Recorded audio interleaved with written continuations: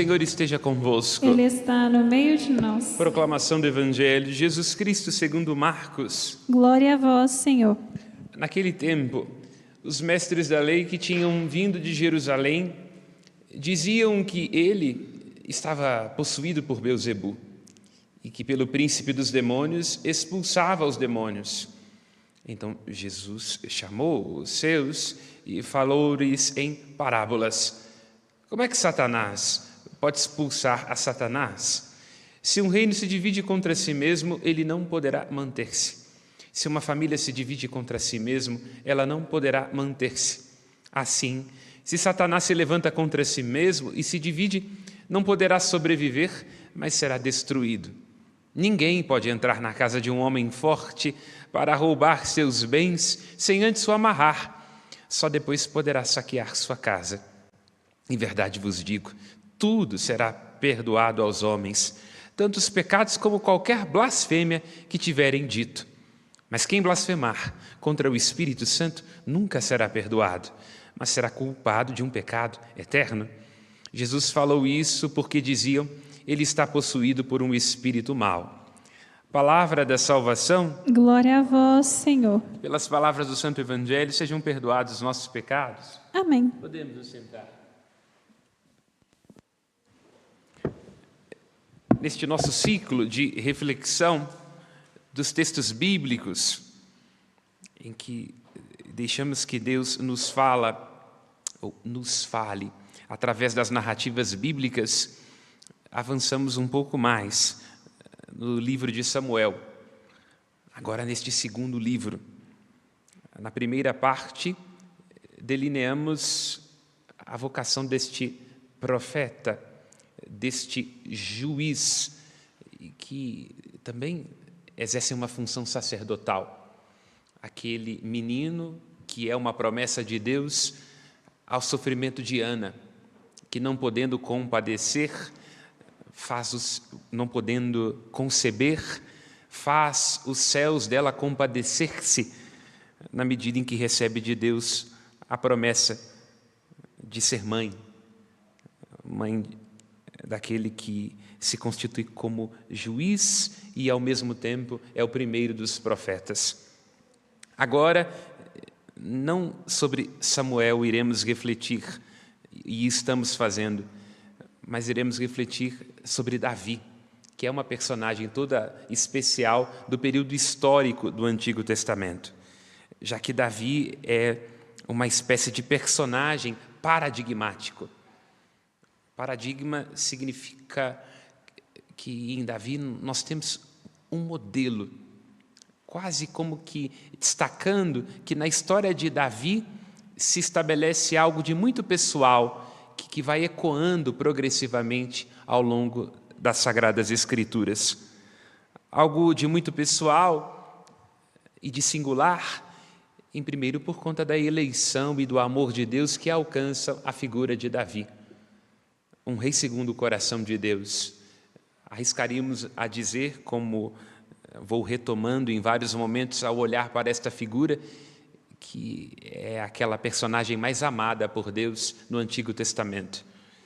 Em Davi e na relação dele com Deus, nós vemos que o Senhor não se constrange no seu amor, de que quando nos escolhe e quando nos elege, o faz apesar de nós e de nossas fragilidades, fazendo dos seus dons, do seu cuidado, da proteção de sua graça, uma manifestação concreta de um amor que não retroage, que não se cansa e que nos faz crescer.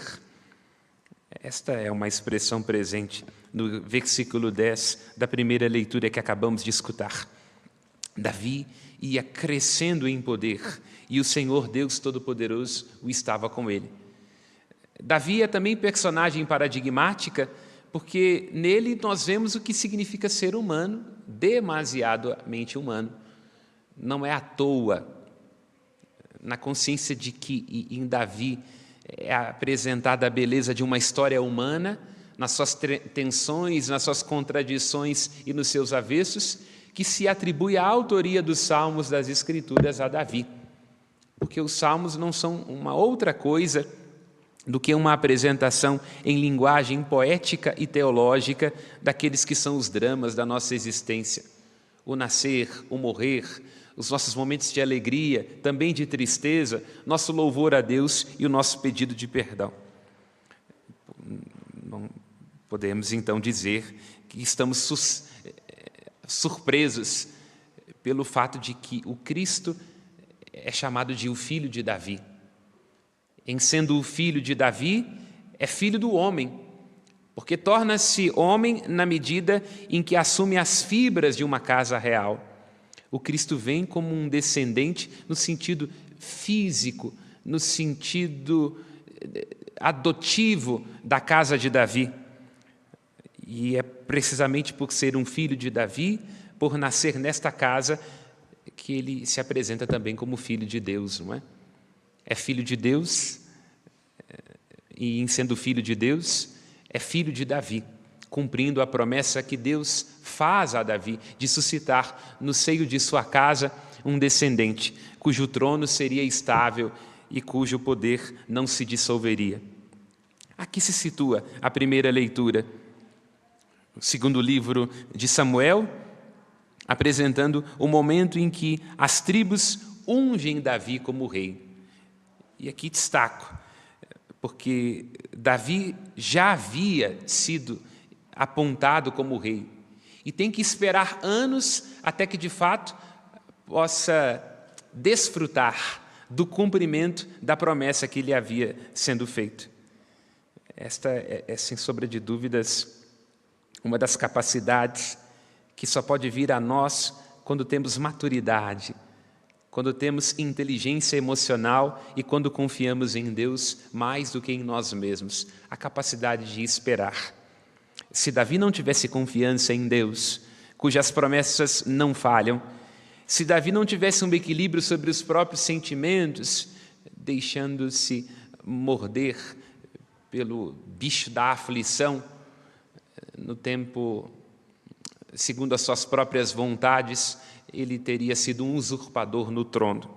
No entanto, pacientemente, mesmo diante das perseguições de Saul, espera até o momento de poder ver concretamente sendo cumprida a promessa que Deus lhe fez através do profeta Samuel, qual seja, ser rei de Israel.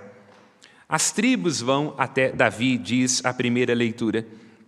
Quando se diz das tribos, temos que entender que são aqueles descendentes das patriarcas e das matriarcas do livro do Gênesis. As tribos são aquela divisão de terra que Deus ordena a Josué que faça para estabelecer o período da instalação de Israel depois que sai do Egito. Nas tribos está a descendência de Abraão, de Isaque e de Jacó. Nas tribos está aquela constituição do povo, porque antes de se tornar tribo, Israel é um povo disperso. Depois de se tornar tribo, assume uma identidade e pode assentar-se na terra prometida. Agora, estes que se assentaram na terra prometida, devidamente divididos, cada um com a porção de terra que lhe cabe, poderão gozar de um rei segundo o coração de Deus. E vão até ele para ungí-lo, ou seja, para reconhecer o seu reinado. E aqui quero notar, somente Davi, porque o que se realizará com essa personagem paradigmática nunca mais irá se repetir, somente Davi é rei de um reino inteiro. Saul foi rei de Israel. Salomão e depois de seu filho Jeroboão, sobretudo, irão experimentar a divisão deste reino, do sul e do norte. Só Davi é ao mesmo tempo rei de Israel, portanto, rei das 10 outras tribos, e ao mesmo tempo rei de Judá, Judá e Benjamim, que seriam as tribos da parte do sul do reino, que por conta do coração íntegro e da fidelidade de Davi estarão unidas e a partir de Salomão e do seu filho irão se dispersar e nunca mais voltarão a estar unidas sobre um reinado. Portanto, vejamos, não é? A unidade entendida como um dom de Deus. Sem fidelidade a Deus, sem correspondência aos seus desígnios, sem uma justiça que vem dele, não há nenhuma unidade possível.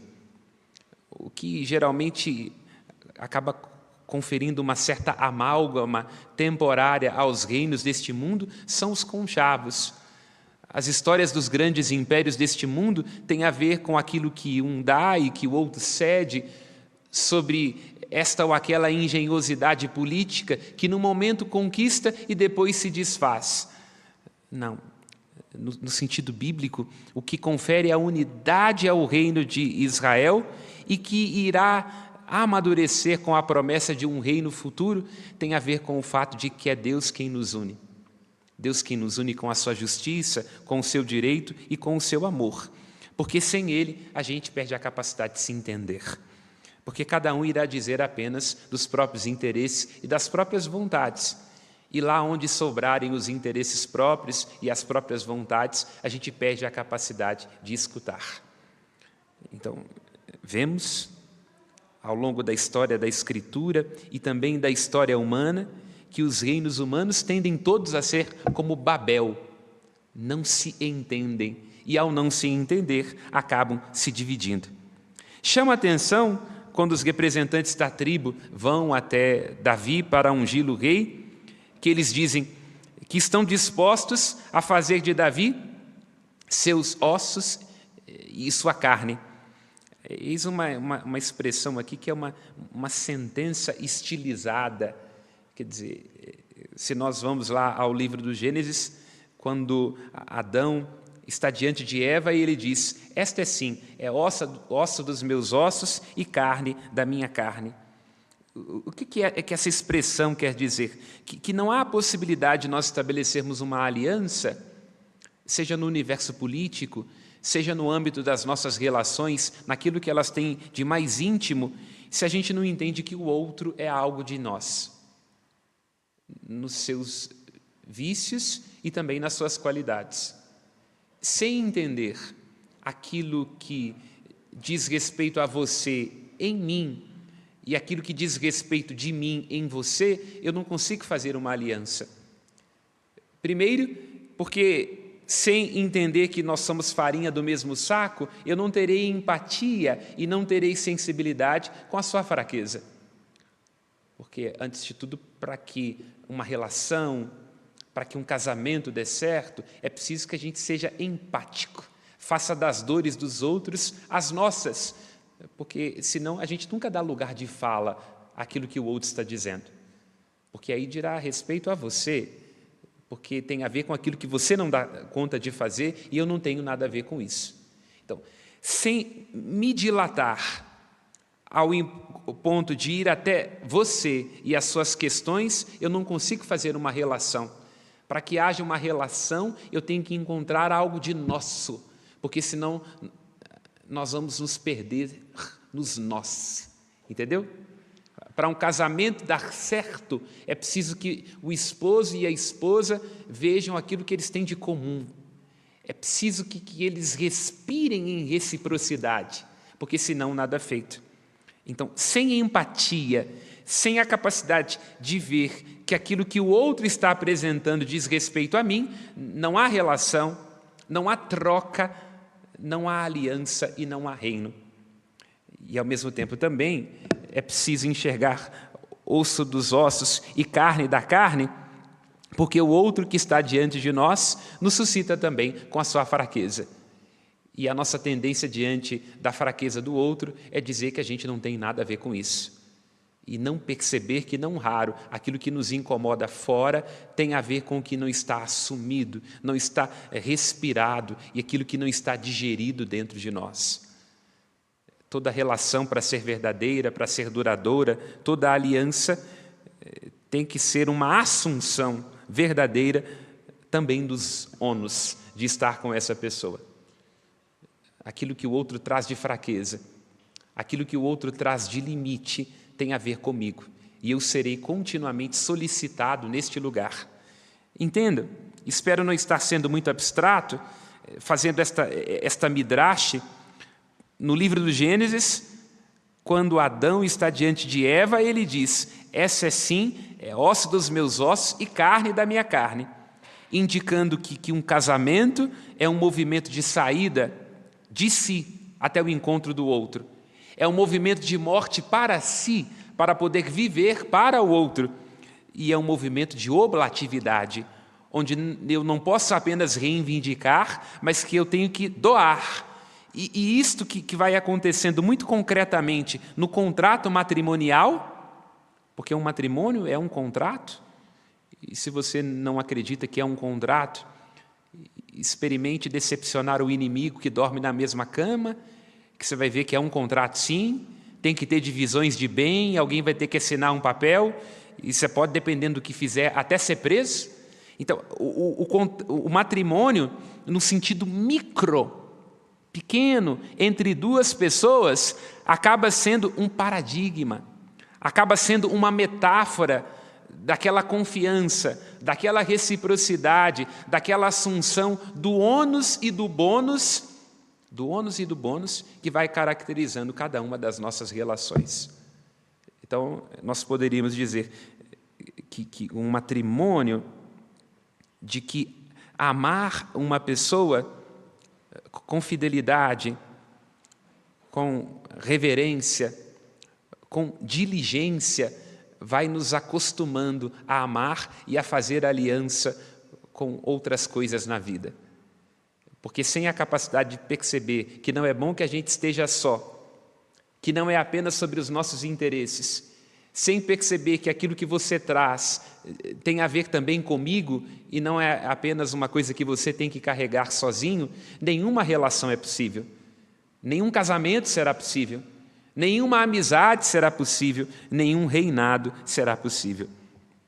Essa é a tensão do amor, encontrar algo do outro dentro de mim, naquilo que há de belo, de apaixonante, e nós apaixonamos uns pelos outros na medida em que o outro ele espelha qualidades que nós valorizamos ou que nós temos em nós, né?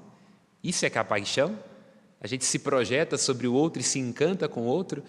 É por isso que a gente escolhe se casar, por isso que a gente tem amizade, porque, na verdade, a gente está se amando e se cuidando no outro, não é?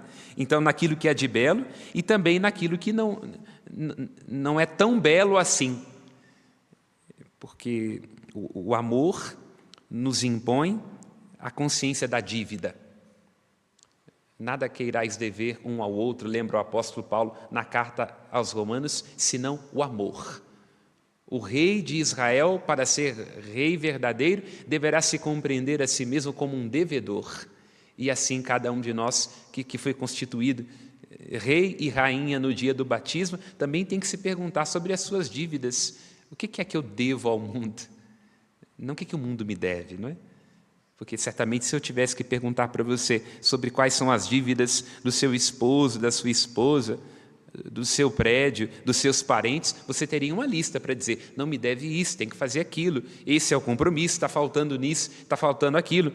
Agora, onde é que está a consciência daquilo que você deve, daquilo que eu, você e que nós estamos deixando faltar? Aquele lugar onde a gente não está reconhecendo de que é todo mundo farinha do mesmo saco, osso dos mesmos ossos, carne da mesma carne. Voltando ao versículo 10, como disse, onde se situa que Davi vai crescendo no poder do Senhor Deus Todo-Poderoso, que está com ele. Porque se tem uma coisa que o poder nos faz notar, é que nós estamos sós e que nós estamos desamparados. O poder atrai o pior, corrompe os melhores. Quando lideramos, quando gerimos, a gente experimenta uma solidão profunda. Talvez seja por isso que os homens e as mulheres que estão em cargos de liderança acabam atraindo sempre pessoas que lhes viram do avesso. De onde é que Davi tira a força para não estar virado do avesso e para não ser sequestrado pelo poder? Porque o Senhor estava com ele. O Senhor era o seu ezer, o seu auxílio. Assim como a mulher é colocada diante do homem para ser o seu ezer, Assim, Deus, o Espírito de Deus, estava do lado de Davi, lhe sendo o seu auxiliador. E aqui vemos a beleza do Salmo, que é o Salmo 88, 89, que sempre vem a nós como proposta da liturgia, quando estamos falando de Davi. Um salmo que canta um Deus que ama, que acolhe e que preserva o seu eleito, o seu ungido, no amor e na verdade. Encontrei e escolhi a Davi, meu servidor, o ungi para ser rei com meu óleo consagrado, estará sempre com ele a minha mão onipotente. Sua força e o seu poder pelo meu nome crescerão, diz o versículo 25 do Salmo. Davi tem esta graça de poder contar com a presença de Deus, com a sua força e com o seu amor, e que acabam sendo a sustentação do seu reinado. Por quê? Porque se não escolhesse contar com Deus, com a sua verdade, com o seu amor e com a sua sustentação, contaria com si mesmo, e maldito o homem que confia no próprio homem. Aqui me recordo neste momento, falando do risco de que o poder leve à loucura, da peça Hamlet, quando num determinado momento Hamlet diz: eu daria a minha vida a um homem que fosse capaz de ser senhor do seu coração. Então, o rei de Israel é soberano, deve governar, deve exercer a autoridade, mas não em função de si. Ele deve ter um coração íntegro, porque um líder que não tem um coração íntegro é aquele que tem um coração corrompido. Daí vem corrupto, essa expressão que nós usamos quando alguém está liderando e tropeçou no próprio poder, na própria ambição, tornou-se uma vítima de si mesmo. Então, o rei de Israel, prestemos atenção nisso, ele terá que agir, terá que assumir os atributos que pertencem a Deus. Deus é o Todo-Poderoso, Deus é o verdadeiro, Deus é o bondoso, Deus é o que garante a justiça e o direito. E o seu ungido deverá, em seu nome, exercer o amor, a verdade, a justiça e o direito. Traduzindo numa linguagem muito concreta, este Salmo 89 e 80, ao dizer que o rei Davi foi escolhido, foi ungido para exercer a autoridade em nome de Deus, está indicando que o líder, e cada um de nós, ao liderar, tem que se entender como um espelho da graça divina, entende? Cada um olhe para as suas funções, as suas obrigações, ainda que seja uma pequena regência de uma pastoral. A mim, como padre, como diretor da Rede Catedral de Comunicação Católica, cada um tem que se perguntar se está sendo espelho de quê? Porque tudo que nos é dado como autoridade, como prestígio e que nos constitui, não pertence a nós, mas a Deus, e nos é dado por empréstimo. Sem esta clareza de que nós estamos sendo colocados no local onde estamos, que estamos constituídos em autoridade para sermos um reflexo de Deus, terminaremos refletindo outras coisas, entendeu? E nós já vimos isso, já experimentamos, ou talvez até agimos como tal, vendo o que significa alguém que deixa de ser um espelho de virtudes, que deixa de ser um mediador da bondade e se torna um tirano, porque se esqueceu de Deus. E irá ser não um reflexo da glória divina, mas um holofote que cega. Tem lideranças dentro da comunidade, tem pessoas dentro do nosso ambiente de trabalho, tem políticas e políticos que esqueceram de ser reflexo e luz e tornaram-se holofote. Aí cegam porque querem brilhar o tempo inteiro e chamar a atenção, não dando espaço. Cegam porque é tanto poder e tanta glória que ofuscam, impedindo que se possa ver outras pessoas, outra beleza e, sobretudo, se possa ver a Deus. E tudo isso começa, voltando a Hamlet e ecoando Davi, quando quem está governando não é senhor do próprio coração, deixando-se levar pela ambição, pelo desejo e pelas falsas ilusões. Aí quem não é senhor do próprio coração terá um coração corrupto, corrompido em nome de ilusões. E aí Jesus diz, vamos ao Evangelho, uma casa dividida, um reino dividido não pode subsistir. O pai da divisão, o pai da corrupção é aquele que é mentiroso e causador de divisões desde o princípio, que é o diabo. É por isso que uma das imagens da Bíblia para associar ao diabo é a serpente, porque a serpente é um animal de língua bifurcada, língua dividida, entende? A maioria dos outros animais tem uma língua única, quer dizer, estão em unidade. A Bíblia, então, para simbolizar o que é o diabo, que divide, que insinua, que separa, que causa cisão, associa a esse animal que tem uma língua dividida, porque diz uma coisa aqui, querendo dizer uma outra.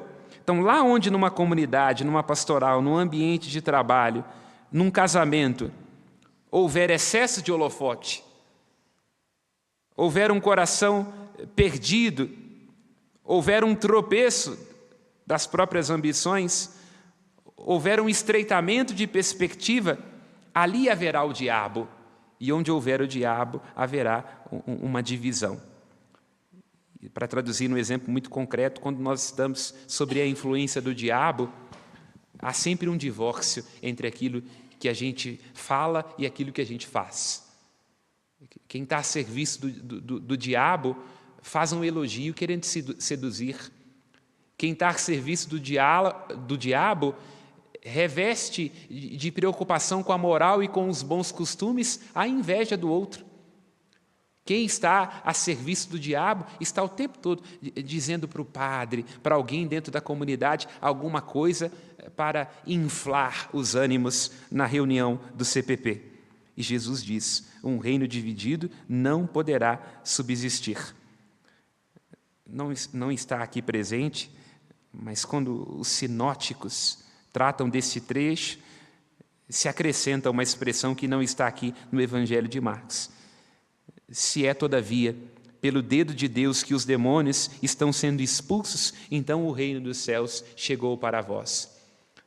Assumamos, irmãos e irmãs, a presença deste reino que chegou até nós na presença de Jesus Cristo, que nos convida a converter e a crer, como ontem vimos, a romper tudo aquilo que nos causa desunião e a saltarmos na graça divina, nos perguntando a cada momento, porque o reino de Deus habita dentro de cada um de nós, se a gente tem sido, no âmbito das nossas relações, um sinal de unidade e de paz, ou de divisão, de confusão, um sinal do diabo.